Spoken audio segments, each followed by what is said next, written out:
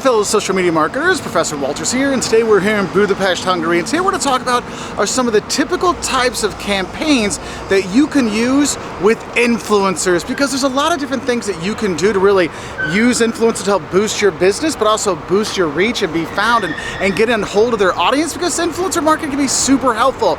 So I want to give you our 6 kind of typical campaigns that you can use with influencers to help boost your business. Now, the first one, and probably the one you see the most, is probably the sponsored post. Now, sponsored post, basically what you're doing is you're paying per post. Basically, hey, I'm paying for the influencer to show off my product in a video. And it can come in different ways. Sometimes you might have them, hey, please integrate our travel app into your video so that it's more of a natural kind of thing, because that will work better. But sometimes it's just like people will pay, hey, talk about our cereal in your video. That'd be really great, you know, and they just straight pay. And I have companies that reach out all the time. Hey, we would love for you just to put our product in your video. How much does it cost, right? The key thing is a sponsored post is something that's paid, like you paid them to do that. So it could be, hey, here's $500, just talk about the product. Here's $5,000 just to use these shirts in your videos, these kind of things, all right? And usually when you're looking for a sponsored post, you want to find someone that's more relevant to your brand, because that's going to be much more helpful, because it's more likely it's going to make more of an impact. Now let's say they do, like a hotel brand wants to sponsor you, but you actually just do education videos. That doesn't really fit. It's probably not going to get as much of a bang for the buck. So it's usually a better idea, if you're going to do sponsored post, you want to make sure it links up, it's relevant. So if it's a travel post, you want to go with a travel, you know, kind of YouTube channel or social media or Instagram. That's going to work better versus having something that is completely irrelevant. That's why whenever you see those videos of influencer, whether they're talking about history or geography or whatever, and they go, oh, and my favorite video is Clash of Clans that I play all the time. Download now. Like, they might just be getting paid to talk about that, and it doesn't really make sense sometimes, so you want to be careful. But sponsored post is probably the most popular. That's why you'll see hashtag ad, hashtag sponsored on post, because the rules and regulations, at least in the US, say you have to announce that it's an ad, that's a sponsored post. Whether they're giving you a phone or they're paying you for it to be there or they're helping you do something, it's sponsored by that company. You need to make sure that's in there. So if you are a company using influencers, make sure you put in there that they have to know that it is a sponsored thing. It is an ad, all right? Otherwise, they can get in trouble, and you can get in trouble too as a business. Now, the next type of campaign you can do is affiliate marketing. And basically, affiliate marketing is you make the influencer your salesperson, and they only work on commission. Yeah, so what happens here is the influencer gets paid for every sale they create or every lead they create. Have you ever noticed back in the day when Audible was coming out, you had a lot of influencers saying, oh, go to audible.com/SciShow to sign up now. Well, you have to realize this SciShow would get paid for every single person that signed up. And with affiliate marketing, you only pay them what they make for you. So for a business, it's kind of good. Yes, let's do an affiliate program. I don't pay them anything out of pocket. They only eat what they kill, right? So sometimes you can do that affiliate program to inspire the influencer to do a better job of getting your product sold, okay? And that's why you'll see like the, audible.com/SciShow. Don't forget to sign up, because you got a part of that. Or if you notice, a lot of travel influencers will basically be doing things for an insurance company or for travel insurance or credit cards, because they get paid off for every one they actually sell. So you do have those things out there. That's why you might see links of hotels. Like we have what's called Planet. And with Planet, all the cities we go to, we try to put a list of like tours and hotels that people can do, or tours they can do, and they can sign up. And when they sign up, we get a small percentage of that sale. Now, we don't get paid to put it up there, but we get a small percentage. So if you want some help, you can go follow our links on Planet to get stuff here in Budapest or other places. But you have those affiliate marketing things, and they can work out really well, because it really inspires the influencer to make sure they're selling the product and giving the value out there, because they know they're going to do better with the business, right? And for businesses, affiliate marketing is nice, because then, hey, I'm not putting anything out. It's only what the influencer brings in, then I pay them a percentage, just like you would do with a commission-based sales crew. So that can be helpful.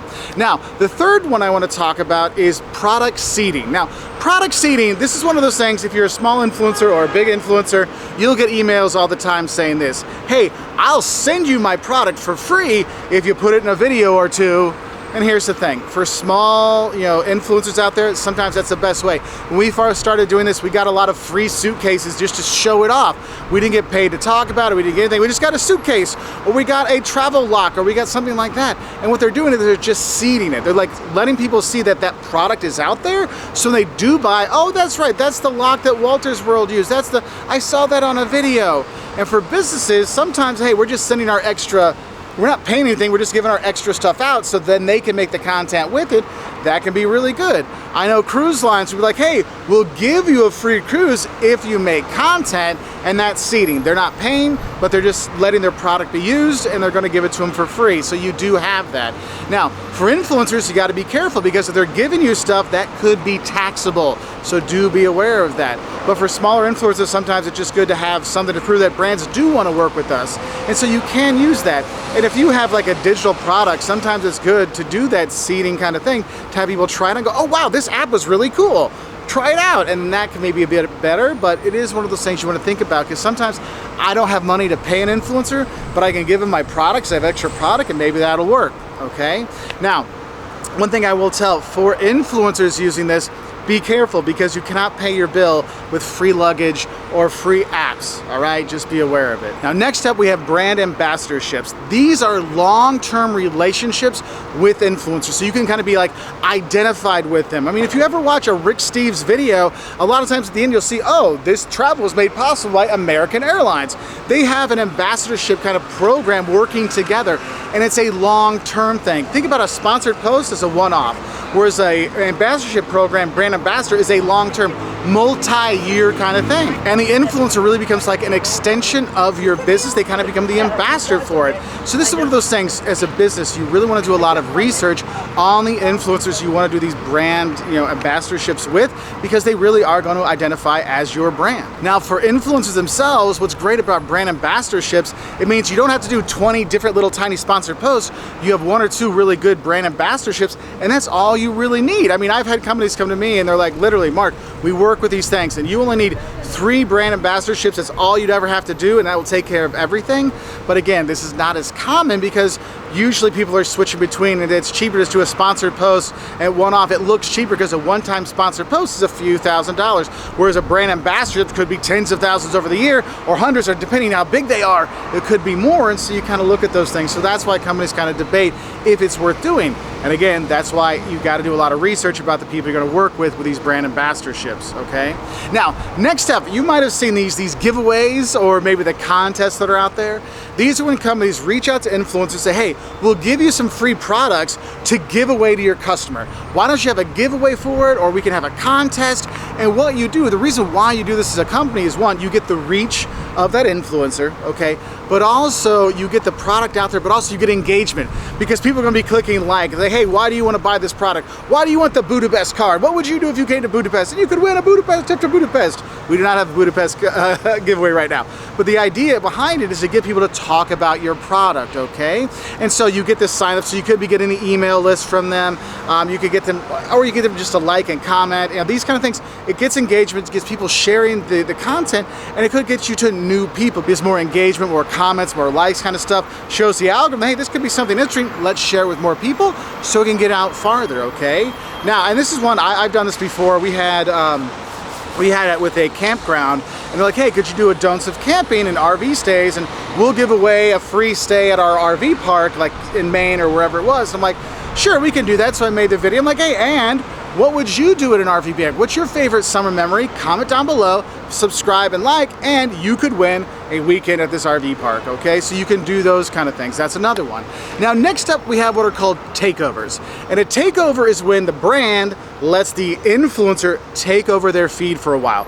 This is not them posting, this is not the influencer posting on their own feed, it's the influencer taking over Coca-Cola.com or Coca-Cola's Instagram for a day. Or like universities might do that, where they let a student take over for a day so people can see what it's like to be a student at this university. Or a tourism board might say, hey, influencer, come here, I want you to be our eyes in Budapest for a day and be a tourist in Budapest, and use the Tourism Budapest, Instagram to do it. And you'll have stories on there, you're showing that. And the thing is, if it's on the takeover, it's on your own platform. So the company controls it, they own it, they have it, you have that there, which is great.